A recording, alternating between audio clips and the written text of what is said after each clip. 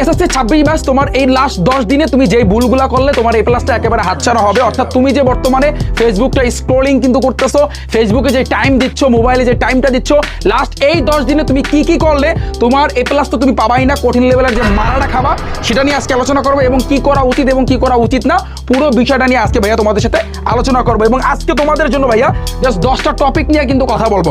প্রথমে আমি যদি স্টার্ট করি, যেহেতু তোমাদের টাইম খুব কম, শর্ট টাইম, আমার কথাগুলো লাস্ট মুহূর্তে বড় ভাই হিসাবে আমি যেগুলো বলি একটু মান্য করে, অনুরোধ থাকবে তোমাদের কাছে যদি তুমি মারা না খাইতে চাও। আমি জাস্ট একটা কথা উঠাই বরাবরের মতো, যে আমি প্রত্যেকটা সাজেশনের ভিডিওতে বলি যে ভাইয়া 25 বাজের দিকে ভাইয়া তুমি তাকাও, এবং বর্তমান শিক্ষামন্ত্রীর দিকে তুমি ভাইয়া তাকাও, তুমি ওই দিকটা বিবেচনা করে একটু তুমি পড়ার প্রতি মনোযোগ দাও। এটা আমি প্রত্যেকটা ভিডিওতে বলি। এখন 25 বাজের দিকে কেন তাকাইতে বলছি, কারণ 25 বাজে 19 লাখ শিক্ষার্থী পরীক্ষা দিয়েছে, 5 লাখ শিক্ষার্থী, 6 লাখ শিক্ষার্থী কিন্তু ফেল করছে। এ প্লাস পাইছে মাত্র কতজন শিক্ষার্থী? এ প্লাস যারা পাওয়ার কথা ছিল তারা কিন্তু এ প্লাসটা কিন্তু পায় না। এখন এই লাস্ট মুহূর্তে এই 10টা দিন ভাইয়া তোমার জীবনের জন্য সেরা একটা সময়। এই সময়ে তুমি যদি বিন্দু পরিমাণ ভাইয়া ভুল করো তাহলে তুমি কঠিন লেভেলের মারা খাবা, তাতে কোনো ভুল নাই। আমি যদি বলি প্রথম যে কথাগুলো, যে এখানে দেখো শেষ 10 দিনে যে 10টা ভুল করলে তোমার এই প্লাসটা মিস হবে।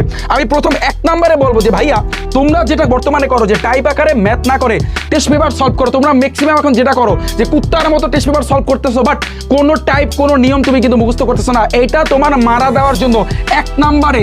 এই যে আমি দেখাই তোমাকে যে বাস, এই বাস কিন্তু আমি 27 ব্যাচদেরকে বলি যে বাস তোমাদের জন্য অপেক্ষা করতেছে, কিন্তু বাস কিন্তু ভাইয়া তোমার জন্য অপেক্ষা করতেছে। এই পয়েন্টটা সবচেয়ে ভাইয়া ইম্পর্টেন্ট। কেন?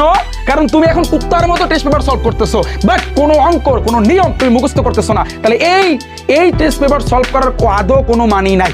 তুমি আমার কথা হয়তো তোমার কাছে শুনতে খারাপ লাগতে পারে, বিলিভ মি, এইটার জন্যই কিন্তু লক্ষ লক্ষ শিক্ষার্থী তাদের কাঙ্ক্ষিত ফলাফলটা করতে পারে না, তারা ফেল করে, তারা এসএসসি পরীক্ষা ডাব্বা মারে, তারা এ প্লাস তুলতে পারে না। এইটার কারণে, কারণ তারা লাস্ট মুহূর্তে এসে তারাও একেবারে এমন কায়দায় মানে টেস্ট পেপার সলভ করতেছে। ও মাই গড, সকল ভাইয়ারা বলে, সকল আপুরা বলে, সকল টিচাররা বলে টেস্ট পেপার সলভ কর, টেস্ট পেপার সলভ কর। আমি মানি টেস্ট পেপার সলভ করা বেটার, আমি জানি এটা, তুমি টেস্ট পেপার সলভ করো, এটা ভালো, অনেক ভালো। কিন্তু যখন তুমি যেই টেস্ট পেপার সলভ করবা তার আগে যেই অঙ্কটা ধরবা ওই অঙ্কের নিয়ম ডাইরেক্ট মুখস্থ করবা।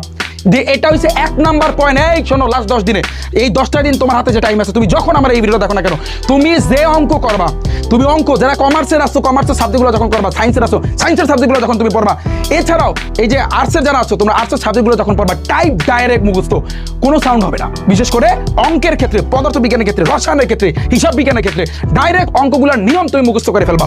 এমসিকিউ তুমি সলভ করতে যাবা, তুমি গণিত বলো, পদার্থ বিজ্ঞান বলো, রসায়ন বলো, হিসাব বিজ্ঞান বলো, যা বলো, তুমি যখন তুমি সলভ করতে যাবা তুমি ওই টাইপগুলো ডাইরেক্ট মুখস্থ করে আলাবা, কোনো সাউন্ড জানি হয় না। তুমি টাইপ মুখস্থ করবা, ডাইরেক্ট মুখস্থ, তারপর তুমি কুত্তার মতো টেস্ট পেপার সলভ করবা, যাও, এটা কোনো সমস্যা না।